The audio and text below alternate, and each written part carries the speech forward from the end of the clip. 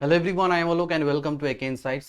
আজকে একটা important topic নিয়ে ভিডিও বানাচ্ছি। এই রিকোয়েস্টটা অনেকজনের কাছ থেকে আমার কাছে এসছে যে এসএসসির পরীক্ষাগুলো অর্থাৎ স্টাফ সিলেকশন কমিশনের যে সকল পরীক্ষা হয়, সিজিএল, সিএইচএসএল, মাল্টিটাস্কিং স্টাফ, যেখানে একটা করে আমাদের টিয়ার 3 বা টিয়ার 2 থাকে, যেখানে ডেসক্রিপটিভ পেপার থাকে, অর্থাৎ আমাদের essay writing, letter writing, precis writing এগুলো আমাদেরকে লিখতে হয়। তো সেটার প্রিপারেশন কিভাবে নেওয়া যেতে পারে যাতে আমরা একটা ভালো মার্কস এখানে স্কোর করতে পারি।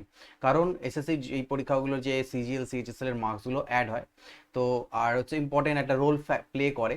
তো সেই জায়গাটায় ইংরেজি যেহেতু একটা 100 নম্বরের, কোথাও 50 নম্বরের, এমটিএসে আই থিঙ্ক 50 নম্বরের, সিজিএল, সিএইচএসএল 100 নম্বর করে থাকছে, তো ইম্পর্টেন্ট একটা জায়গা হয়ে যাচ্ছে। এখানে রাইটিং স্কিল যেহেতু থাকছে, তো একটু ভালো স্কোর করতে অনেকেরই প্রবলেম হয়। কিভাবে এই জায়গাটাতে প্রিপারেশন আমরা করতে হতে পারে, স্টার্টটা কিভাবে করে করব, কি প্রসেস থাকবে, কি কি ম্যাটেরিয়াল ইউজ করতে হবে, কিভাবে প্র্যাকটিস করতে হবে, ঠিক আছে, এবং কতটা সময় দেওয়া যেতে পারে, পিছনে দিতে হতে পারে, সেগুলো ডিসকাস করি। এরপরে আর কোনো রকম কনফিউশন তোমাদের থাকবে না যে স্টাফ সিলেকশনের যে সকল পরীক্ষাগুলোতে যে থাকছে রাইটিং স্কিলের পার্টটা অর্থাৎ ডেসক্রিপটিভ প্রিপারেশনটা, সেটা তোমাদের প্রবলেম থাকবে না। তবে একটা কথা আমি এর স্ট্র্যাটেজিতে বা যাওয়ার আগে আমি আগে প্রথম যেটা বলে নেব সেটা হচ্ছে, দেখো আগে এখানে যে তিনটে টপিক সাধারণত থাকছে, একটা হচ্ছে লেটার রাইটিং, প্রেসি রাইটিং আর এসে রাইটিং। এই তিনটের মধ্যে থেকে যে কোনো দুটো থাকে। সিজিএল এ সাধারণত, সিজিএল সিএইচএসএল এ এসে আর লেটারটা বেশি থাকে, অনেক সময় লেটার না দিয়ে প্রেসি রাইটিংও দিয়ে দেয়, ঠিক আছে। তো তিনটেই আমরা প্রিপেয়ার করে যাব। কোনটা এসে থাকবেই, ঠিক আছে, 99% এসে থাকবেই। আর বাকি হচ্ছে এই দুটোর মধ্যে অনেক সময় অল্টার করে দেয়, এটার জায়গায় এটা, এটার জায়গায় এটা, ঠিক আছে। যেমন সিজিএল 2018 যেটা দিয়েছিলাম, লেটার রাইটিং ছিল, 19 আবার প্রেসি রাইটিং এসেছিল। এবার এটার প্রিপারেশন স্ট্র্যাটেজিতে যাওয়ার আগে একটা পয়েন্ট আমি ক্লিয়ার করে দিই। এই এসএসসি যে সকল ডেসক্রিপ্ট পেপারগুলো, সেগুলো অনেকটাই লাক বেস্ট, ঠিক আছে। প্রথমে বলে দিই যে এটা কিন্তু অনেকটাই লাক বেস্ট, অর্থাৎ তুমি ভালো লেখো কম নাম্বার পেয়ে যেতে পারো, মোটামুটি খুব একটা ভালো না লেখো অনেক নাম্বার বেশি পেয়ে যেতে পারো। এটা কিভাবে এভ্যালুয়েট করা হয়, কিভাবে নাম্বার দেয়, আজ অবধি কেউ এসএসসি অ্যাসপিরেন্টরা হয়তো বুঝতে পারেনি। এটা মানে অনেকের ভালো ভালো হয়তো যাদের মানে মেইনসের ইংরেজি পেপারে 200-র মধ্যে 190+ মার্কসও থাকছে, অর্থাৎ they are good in English, but writing স্কিলের ক্ষেত্রে গিয়ে তাদের দেখালো 30, 31, এরকম 32 এরকম নাম্বার দিয়ে দেওয়া হচ্ছে। তো এক্ষেত্রে কিছুটা প্রবলেম থাকেই একটা, এটা অনেকটা লাক বেসড হয়ে যাচ্ছে, ঠিক আছে। ওকে, তো যাই হোক, তো কিভাবে এটার প্রিপারেশন করব সেটা আমরা বুঝবো, এটা পয়েন্টটা মাথায় থাকবে, অর্থাৎ এটা নিয়ে অত মাথা ব্যথা করবো না। এই যে ডেসক্রিপটিভ পেপারটা, সেটা নিয়ে অনেকে অনেক চাপ নিয়ে ফেলে যে অনেক কিছু পড়তে হবে, অনেক অনেক পড়তে হবে। এটার জন্য বেশি চাপ নেওয়া দরকার নেই, কারণ আমি নিজের অভিজ্ঞতা থেকে বলছি, আমি 4বার টোটাল ডেসক্রিপটিভ পেপারে অ্যাপিয়ার হয়েছি। সিএইচএসএল 2016, সিএইচএসএল 2017, সিজিএল 2018 আর সিজিএল 2019। তো এই 4টে বার আমি ডিসক্রিপটিভের পেপার দিয়েছি। এই 2016-তে উইদাউট জিরো প্রিপারেশন, কিচ্ছু পড়ে যায়নি, জাস্ট ফরম্যাট পর্যন্ত জানতাম না, আমি পরীক্ষা দিতে গিয়েছিলাম, এটাতে 48 পেয়েছিলাম 100-র মধ্যে। আর এইবার যেটা দিয়েছিলাম সেটাতে 58 পেয়েছিলাম 2017-তে। 58 না, 58 সামথিং, 52 কি এরকম কিছু একটা, খুব একটা মনে নেই, অনেকদিন, যেটা তো মোটামুটি 60 নিচে ছিল, 52 কি এরকম সামথিং। 2018-র পেপারটাতে পেয়েছিলাম 58, আর 2019-এটাতে 63, যতদূর মনে আছে। তো এই 2018-র পেপারটা যেটা আমি দিয়েছিলাম, সেটা বরঞ্চ 2019-এর থেকে আমার বেটার হয়েছিল। আমি নিজে লেখে মনে হয়েছিল আমি ভালো লিখেছি, তো সেখানে কম পেয়েছিলাম। বাট 19-এরটাতে আনকমন টপিক একটা ছিল যেটা পড়িনি, জেনারেলাইজেশন করে এনভায়রনমেন্টের উপর রেখে দিয়ে চলে এসেছিলাম, বাট সেখানে 63 মার্কস ছিল। তো কিভাবে ভ্যালিউট করা হয় জানি না। এই যে 48 যেটা বললাম, ঠিক আছে, এই যে 48, এইটা আমি যখনকার তোমাদের আরটিআই কপিও দেখেছিলাম, আই থিঙ্ক 48 একটু দেখে নিও, মার্কসটা এদিক ওদিক 1 নম্বর হতে পারে, পুরো ক্লিয়ার নেই। পুরোপুরি সেম টু সেম, মানে 50-50 মার্কস ছিল দেওয়া, লেটারে আর এসেতে কোনো কোথাও কাট মার্কস কিছু নেই। তো এভ্যালিউট ওরকম করে করে না, অনেকটাই লাগবে। তো এটা আমি কেন বললাম, কারণ অনেকের হয়তো ভাবতে পারে অনেক পড়াশোনা করার পরেও আমি নাম্বার পেলাম না, এটা কিছুটা লাক ফ্যাক্টর করে। তবে আমরা আমাদের জায়গা থেকে ঠিক থাকবো, তাই বলে পড়াশোনা একদম করবো না তা না। যাতে আমাদের গ্রামাটিক্যাল ঠিকঠাক, গ্রামার ঠিকঠাক করে আসতে পারি, ঠিকঠাক লিখে আসতে পারি, ঠিক আছে, উল্টো পাল্টা লিখে যেন না আসি, ঠিকঠাক লিখে আসি, এইটুকু আমরা ধ্যান রাখবো। তো এই তিনটে পয়েন্টকে কিভাবে কিভাবে ট্যাকেল করতে হবে সেটা এবার আমরা দেখি। সবার প্রথমে আমি লেটার রাইটিং নিয়ে বলছি, কি কি ম্যাটেরিয়াল ইউজ করবে, কিভাবে পড়বে। তো বেশি না, 3টে বুক তোমাদের প্রয়োজন। যারা এসএসসি প্রিপারেশন করছে, এই 3টে বুক মোর দ্যান এনাফ। এটাকে through out the preparation follow একটু একটু করে করবে। এটা বলবো না যে একদম ডে ওয়ান, অর্থাৎ প্রিলিমিনারি প্রিপারেশনের সময় থেকে অনেকে ডেসক্রিপটিভে প্রিপারেশন করতে শুরু করে, কোনো প্রয়োজন নেই। শুধুমাত্র রাইটিং, লেটার মানে রাইটিং এর দিকে, রিডিং এর দিকে, এগুলো একটু নলেজ রাখো। কেউ নিউজ পেপার পড়ছো, নভেলস পড়ছো, এটসেট্রা, মানে রিডিংটা লেখো, লেখো রেগুলার কিছু না কিছুর উপরে।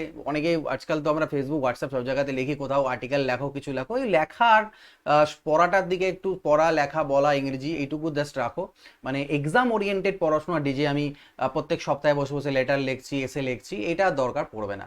কারেন্ট অ্যাফেয়ার্সের টপিক তৈরি করছো তোমরা বিভিন্ন ইয়ের উপরে, প্রিলিমিনারির জন্য তো লাগবেই, তখন তোমরা নিজে থেকে নোটস প্রিপেয়ার করছো, এগুলো মোর দ্যান এনাফ হবে। তোমার এগুলো রেগুলার প্র্যাকটিসে থাকলেই হবে। পরীক্ষার আগে একটা টাইম থাকে প্রিলিমিনারি, সিএইচএসএল এর যেমন প্রিলিমস হওয়ার পরে যে মেইনস থাকে বা মাঝখানে ধরানো যতটুকু টাইম থাকুক, 1 মাস 2 মাস যাই থাকুক না কেন, মোর দ্যান এনাফ। আর সিজিএল এ এখন টিয়ার 2 আর টিয়ার 3 এর মাঝখানে বেশি দিন থাকে না, এই 20 দিনের 12-13 দিনের মতন গ্যাপ থাকে একটা। তো 12-13 দিনের গ্যাপটা তাদের জন্য হয়ে যাবে যখন তুমি 1-2 বার এটাতে অ্যাপেয়ার করে নিয়েছো ডেসক্রিপটিভে। বাট প্রিলিমিনারির সময় থেকে, প্রিলির আগে থেকেই, মানে প্রিলি হয়ে গেল যখনকার, তারপরে তুমি মেইনসের যখন করছো মাঝখানে 3 মাসের টাইম থাকে, প্রিলি হয়ে যাওয়ার পর থেকে প্রিপারেশন করলেই তোমাদের হবে, ঠিক আছে? তার বেশি সময় খুব দেওয়ার দরকার নেই। এবার লেটার রাইটিং এর জন্য এই বইটা more than enough, handbook of letter writing by S C. Gupta sir. এর মধ্যে অনেক টপিক আছে, মানে লেটারের যত টপিক মোটামুটি সবই আছে। তো এখান থেকে প্রত্যেকটা টপিকের, যেমন দেখো এখানে হেডিং ছোট্ট ছোট বুঝতে পারবে না, ইনফর্মাল, ফর্মাল, এডিটরকে letter, application writing, business, corresponding, email অবধিও আছে, email, love letters etcetera, complain সব কিছু আছে এর মধ্যে, ঠিক আছে? তো ইউজ করতে পারো এটাকে তোমরা। এই যে যতগুলো টপিক আছে এর মধ্যে অনেক, এক একটা টপিকের মধ্যে থেকে অনেক অনেক লেটার লেখা আছে। তো অতগুলো দরকার নেই, তোমরা শুধু টপিকটা ধরলে, লাইক এডিটোরিয়াল লেটার, তো এডিটোরিয়াল লেটারের ফরম্যাটটা দেখলে, সবকিছু দেখলে, দেখে নিয়ে সেটা কি করলে, আমি ফরম্যাটগুলো লাস্টে তোমাদের দেখাচ্ছি। বাট সেই ফরম্যাটটা ওখানে বইয়েও দেওয়া আছে, প্রত্যেকটার যে টপিক বা টাইপ, তার থেকে তারপর একটা করে লেটার তোমরা এই বইয়ের থেকে দেখে বুঝলে তারপর নিজে থেকে লেখো। ব্যাস এইটুকু তোমরা যদি করে নিতে পারো, মোর দ্যান এনাফ হবে। আর পরীক্ষার আগে ফরম্যাটটা শুধু ঠিকঠাক রাখবে। লেটারের ক্ষেত্রে ফরম্যাটটা মেনটেন করতে হবে, যে অ্যাকচুয়াল ফরম্যাটটা কি, মাঝখানে বডির মধ্যে তুমি কি কন্টেন্ট লিখছো, কতটা ভালো ল্যাঙ্গুয়েজ, কত ভালো ওয়ার্ড ইউজ করছো, সেটা অতটা ইম্পর্টেন্ট না।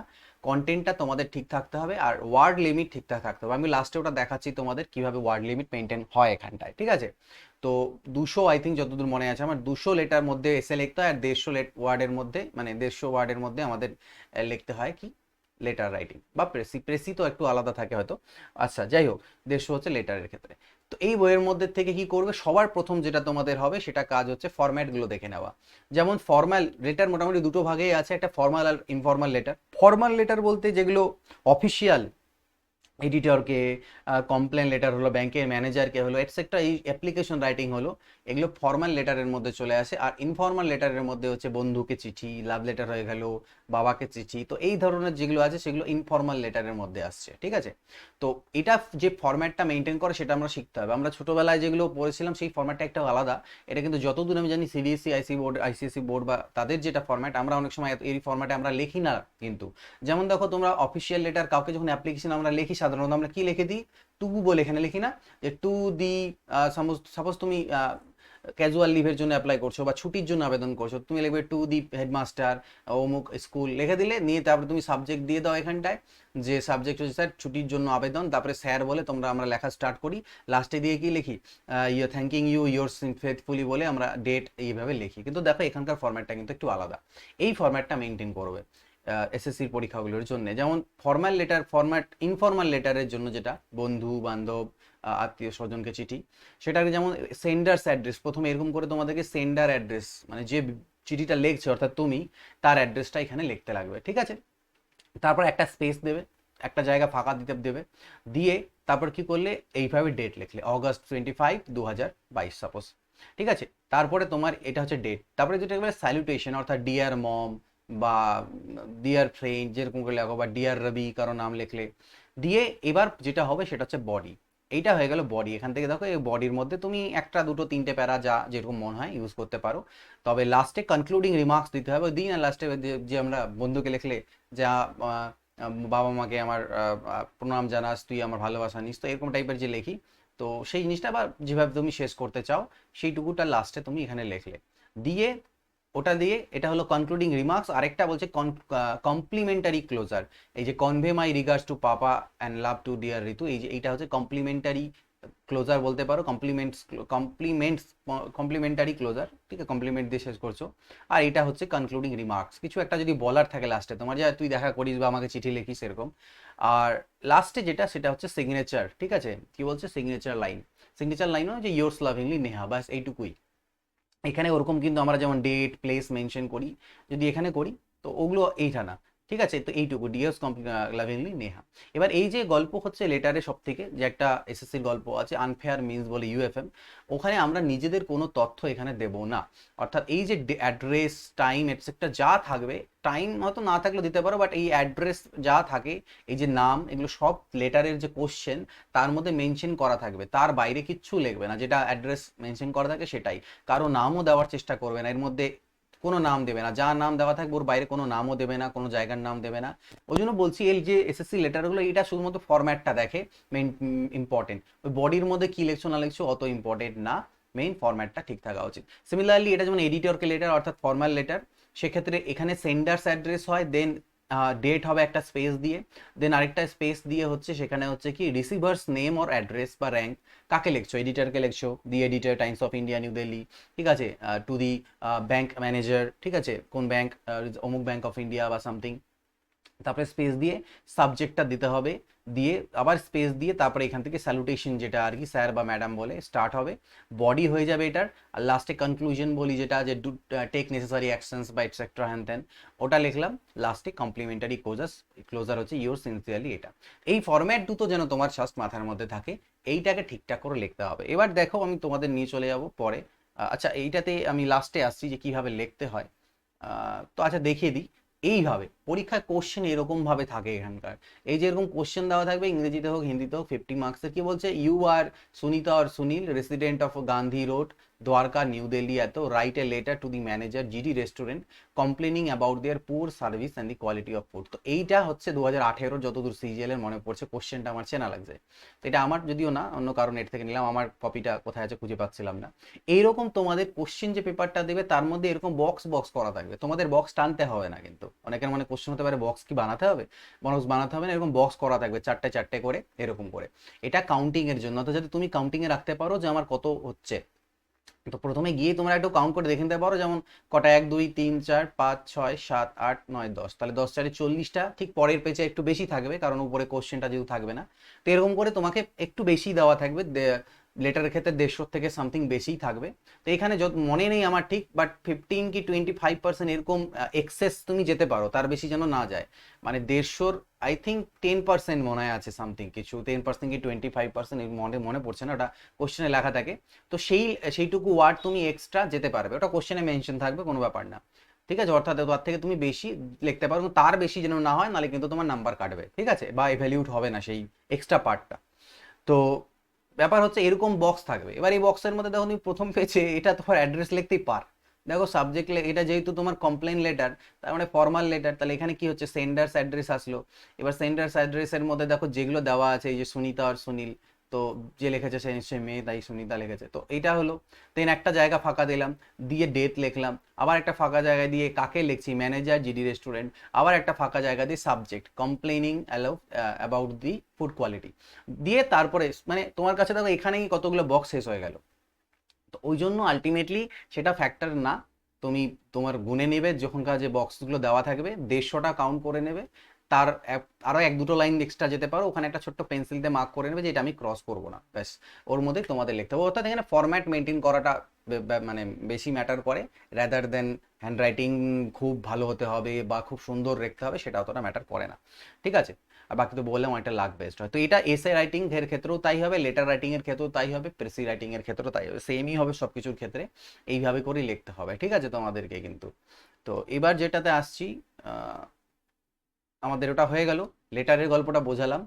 প্রেসি রাইটিং এ যেটা আছে, এই প্রেসি রাইটিং এসি গুপ্তা স্যারেরই একটা বই আছে সেম টু সেম, এই বইয়ের মধ্যে অনেক প্রেসি রাখা আছে, সেগুলোর থেকে 2 4টে 5টে প্রেসির জন্য অত ভাবতে হবে না। আমি তো 2019-এর যেটা দিলাম প্রেসি প্র্যাকটিস করেই যাইনি, কারণ প্রেসি আগে আসতো না, লেটার আসতো, ওখানে যেরকম দিয়েছিল কি একটা পাবলিক স্পিকিং এর উপর ছিল, ও পড়লাম, পড়ে নিজের মতো করে ছোট করে দিয়ে লিখে দিলাম, একটা টাইটেল দিয়ে দিলাম, ব্যাস এইটুকুই, জাস্ট একটু তুমি জেনে যাও যে কিভাবে কি ছোট করতে হতে পারে, ব্যাস এইটুকুই। তো এর জন্য এই বইয়ের মধ্যে অনেকগুলো স্যাম্পল প্যাসেজ দেওয়া আছে, সেগুলো কয়েকটা প্র্যাকটিস করে নিও। যেমন এখানে একটা প্যাসেজ এরকম দেওয়া থাকলো এত বড়, তোমাকে এই প্যাসেজটা পড়ে নিয়ে এটাকে ছোট্ট করে এইভাবে লিখতে লাগবে। আর এই যে প্রেসিস কথাটা আছে, সেই প্রেসিস কথাটার জায়গায় হয়তো তোমাকে দিতে হবে টাইটেলগুলো, যে কি যে কোনো একটা টাইটেল দিতে হবে তোমাকে।